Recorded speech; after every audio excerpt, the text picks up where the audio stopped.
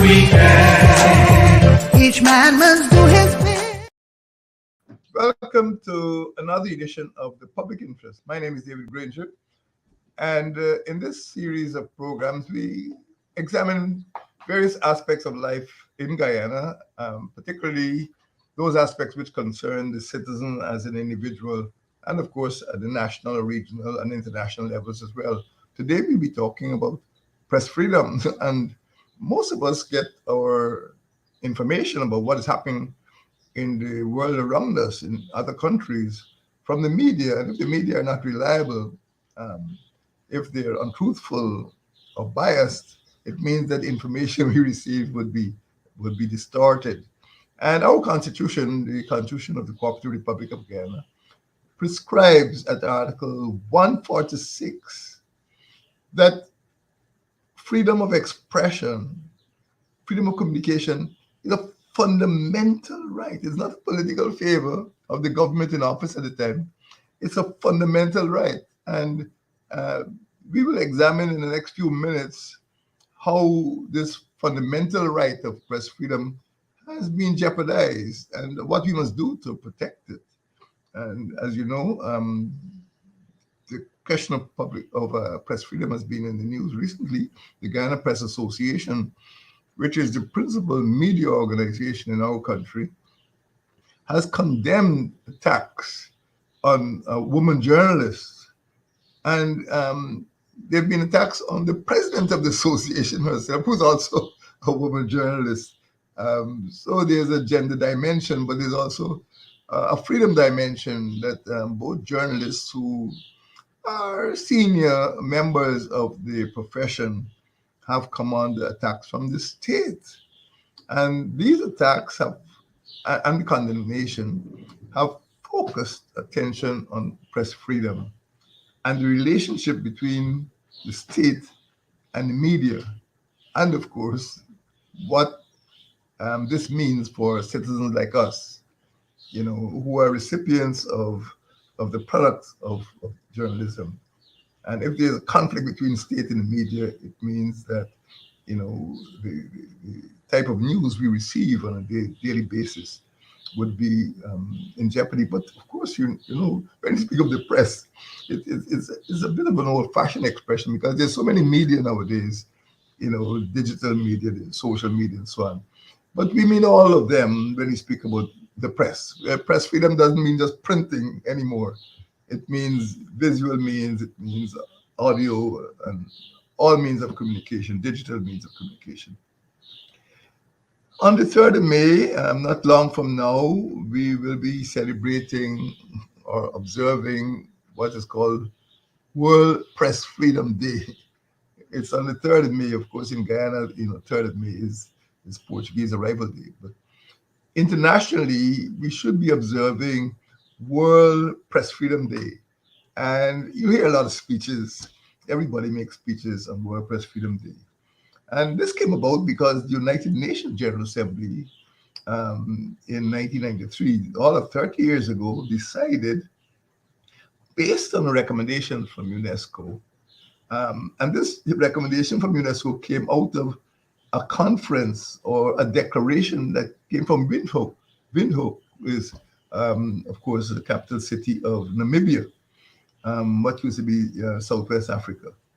And that conference affirmed pluralism and independence of the media. It was a conference of African states, but the message was so powerful that it resonated around the world, and the United Nations adopted it. And coming out of that conference of Windhoek, we now have World Press Freedom Day on the 3rd of May. So when 3rd of May comes around, you know why we observe that particular day. And the president of Guyana in 2002, you know who that was, signed a declaration, a Western Hemisphere declaration called the Declaration of Chapultepec, which is, of course, a city in Mexico. And this emphasized at that time, because the PPP was in office, it emphasized the PPP administration's commitment to freedom of the press and free speech in Guyana. And the words of the president at that time were, and I quote him verbatim, so you make no mistake, my government has never and will never seek to victimize, punish, or in any way target media organizations simply because they do not share the government's view on an issue. These are the words of the president of Guyana in 2002, all of 21 years ago. But let's see what has happened since then. Because, in my view, press freedom has been under pressure uh, over the years. And the Guyana Press Association, which is the main voice of the press in Guyana, uh, has warned that attacks by People's Progressive Party civic officials encourage threats to the lives and the livelihoods of media personnel, media professionals. And they threaten, the association is threatening the president of this country to hold the PPPC accountable for any harm inflicted on a media worker. The Press Association also referred to what they call verbal confrontations, in which journalists' questions or journalists themselves were described as silly and stupid. It's very embarrassing, at the press conference for the interviewee to describe the media as being silly and stupid. And the Press Association also complained about the PPP's call for its supporters to refrain from buying newspapers which do not support that party's point of view. So all of this it sounds like history, but it's living history. It is taking place all the time today. And the Association of Caribbean Media Workers also condemned statements referring to journalists some time ago, of course, as vultures and carrion crows. So it is not a local issue. Even the Caribbean Media Workers Association condemned those statements in which the prominent PPPC official called media workers vultures and carrion crows. And the Caribbean media workers described the statements as inflammatory. And here are the words: designed to endanger the lives of media practitioners and their families. That is a big problem. So it works in many dimensions. One is that we are being encouraged, citizens are being encouraged to regard certain media houses or certain media reporters as carrion crows and vultures. But on the other hand, you might have stupid people out there who decide to harm those journalists, and it has happened, and we'll get to that. Now, another organization called Reporters Without Borders, actually the name is French, I think it's Rapporteurs Sans Frontières, RSF, but the English translations, Reporters Without Borders, we can call it RWB. And they published a report as recently as 2022, in which it said that although Guyana protects freedom of speech and the right to information, journalists who oppose authorities face intimidation. So I think many of the journalists in Guyana are concerned about intimidation, and they're concerned about threats to their lives and livelihoods. Now, let us look a bit in the past, not too far in the past, about the PPP's actions. When you hear about denying state advertisements to certain newspapers, banning a journalist from attending press conference at the office of the president, shutting down a television station for 4 months. Can you imagine you make your living by running a television station and the government shuts it down for 4 months? Politicizing state-owned news media. All of these acts were intimidatory. They were aimed at controlling the media, intimidating the media, so they bend the media to their will. And this all happened within recent history, um, when the PPP was in office between 1992 and 2015. Press freedom, therefore, has been under pressure throughout the PPP's administration, all of the PPP's administrations, not just one. From 1961, I mean, this sounds like ancient history to many of you. 62 years ago, 62 years ago, journalists were being banned from attending press conferences um, held by the premier between 1961 and 1962. We know the names of the journalists. Government advertisement was terminated in certain publications. Yes, 62 years ago. This is old stuff. Subscriptions to one newspaper were terminated as well. Um, and in fact, between 1961 and 1964, the PPP Council of Ministers, at that time, it wasn't called a cabinet. We weren't fully independent at that time.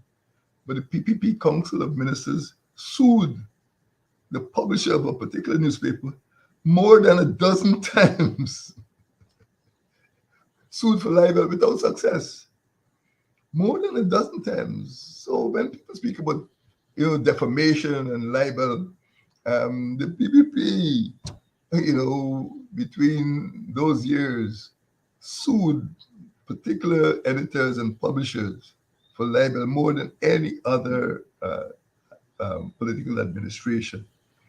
And the same publisher was shot and almost killed because of his opposition to the PPP. And it's all in our history. So the PPP has you can call it a pedigree, a long legacy.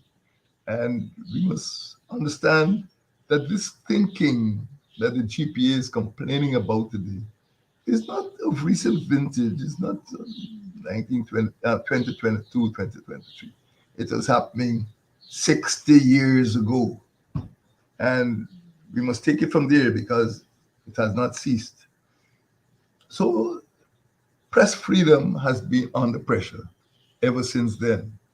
And it came to the stage in which publishers were being shot by terrorists. Before the PPP got into office, again in 1992, they published a pamphlet and it cited the need for press freedom. And let me quote from the pamphlet as being indispensable to democratization and development. And it pledged, this is a manifesto pledge, in 1992, because we had elections in 1992. And let me quote, to remove all party political control over the media, to maintain no government or state monopoly over the media, and to make the state-owned media autonomous. That is before it entered office. When it entered office, of course, the story is different. And you know what happened in succeeding years between 1992 and 2015? Press freedom came under more pressure. In fact, there was even a case in which a woman journalist, and most of the journalists are women, and it seemed that there's some very strong gender bias because a woman journalist at the state-owned Ghana Broadcasting Corporation, as it was then, was actually suspended from her job for a month because she asked the then finance minister, and you could check who the finance minister was in May 1997. She asked the then finance minister at a press conference. This is not a Facebook post, this is an open question.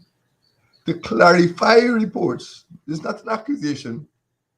She asked the finance minister to clarify reports that the United States Federal Bureau of Investigation was looking into money laundering reports at the finance ministry. That's all she asked, to clarify reports.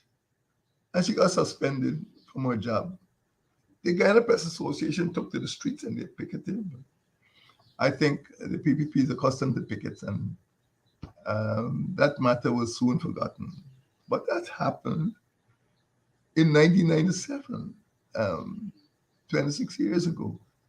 So we see there's a high degree of consistency and continuity. She asked the finance minister if the FBI was to clarify a report that the FBI was looking into those allegations. That's all.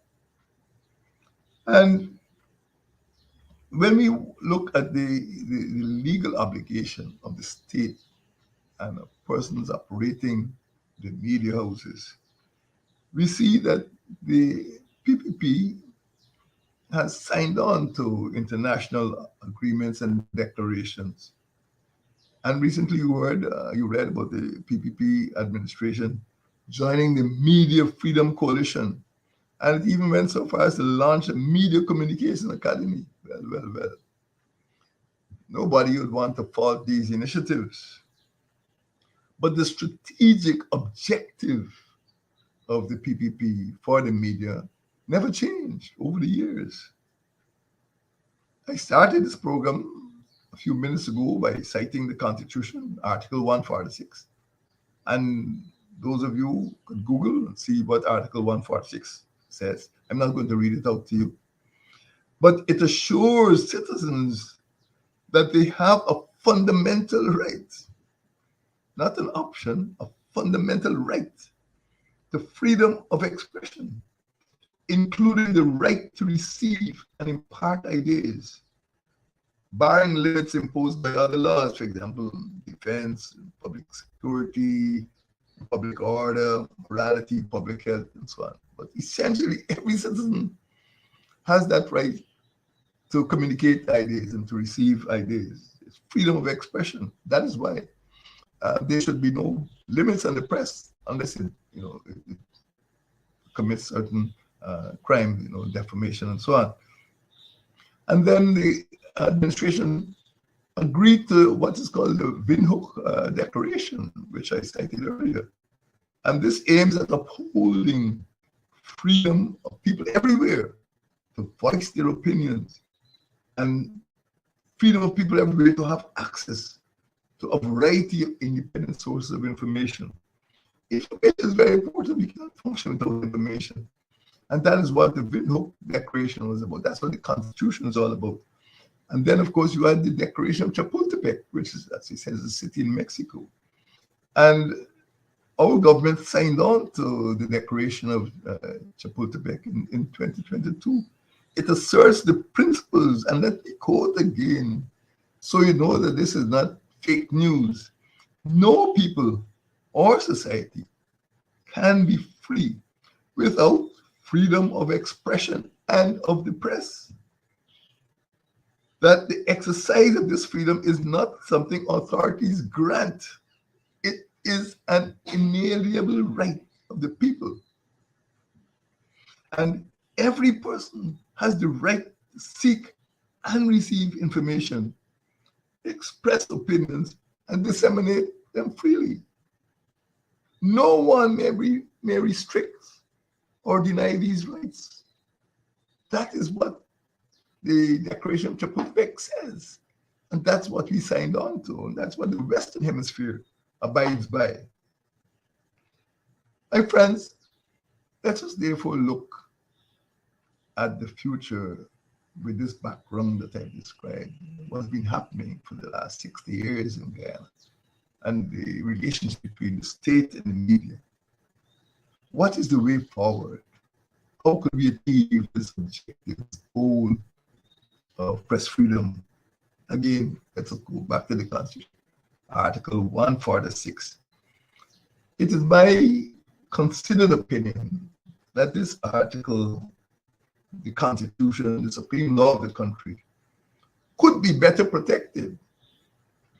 And we could achieve a greater degree of press freedom by adopting or by encouraging media houses to adopt what they call a 3-point policy. Nothing elaborate, 3-point policy. And the first point is education. Journalism, like any profession, is based on education. Journalism is not an occupation for the uneducated.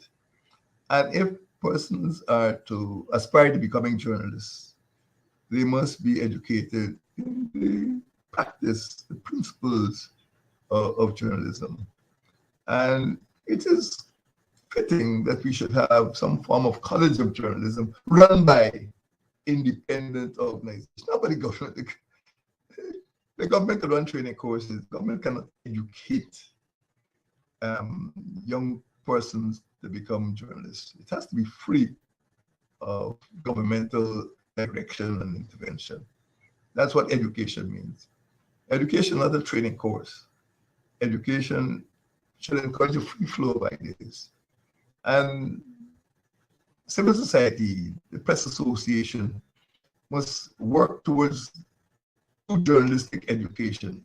And let me say this, I pointed out on previous occasions that when I was in government, of course, that the government was prepared to give, to donate, to grant the press association certain sums of money to enable it to run their own education courses.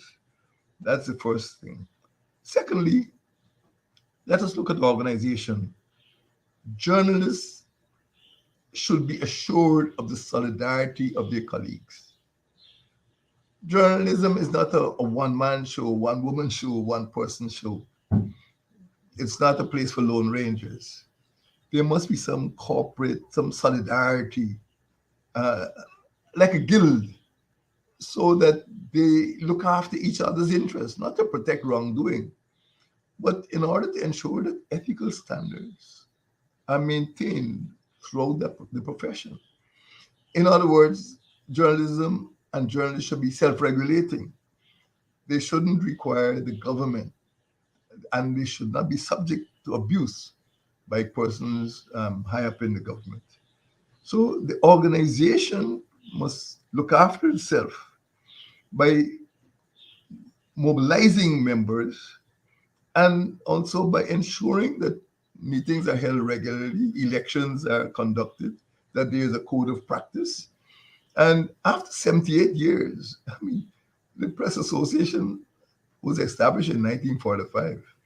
And after 78 years, the Press Association must look at itself and say, have we made sufficient progress in 78 years in terms of organizing journalists and ensuring that our professional standards are maintained?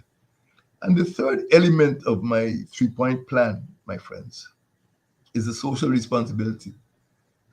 When a journalist speaks or writes or communicates, there must be some careful research or preparation into what he or she says or does. And there should be no place for fake news. There should be no place for fabrication. There should be no place for untruthfulness and lies. There should all of us are biased in one way or the other. I'm not saying it's a good thing, but it's a fact of life. But we must try to suppress that bias to make sure that everything that we say or do is thoroughly researched and you have evidential basis for the conclusions that you arrived at. And there must be ethical reporting. There must be accuracy and accountability. And these three principles, I feel, should guide the Press Association and all media organizations on the way forward. As I said, the problem of press freedom in this country relates not only to the behavior of journalists, it also relates to the role of the state. And I tried to show you that over more than 60 years, once the People's Progressive Party is in charge of the state, there will be pressure on press freedom. And I'm not saying it's a good thing, but this is a fact of life.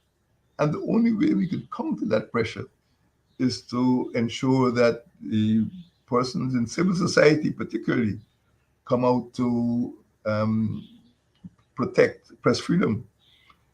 My friends, in my view, it is difficult to achieve uh, full press freedom on the PPP's policy of control. PPP control. It's an old Leninist thing, control everything. Local government, NDC, everything. City council. PPP controls.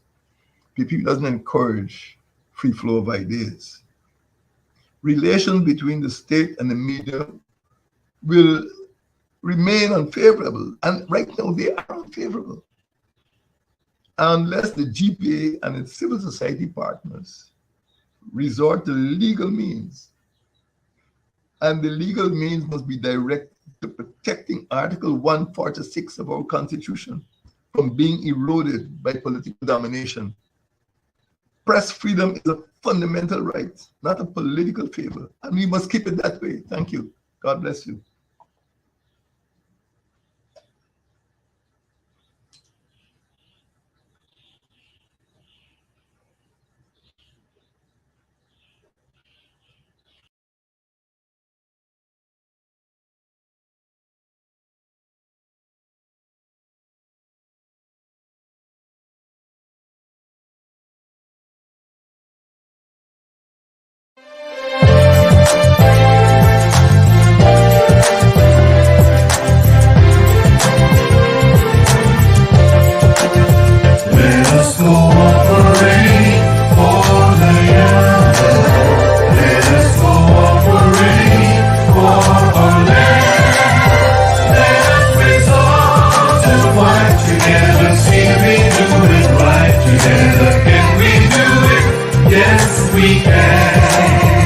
Each man must do his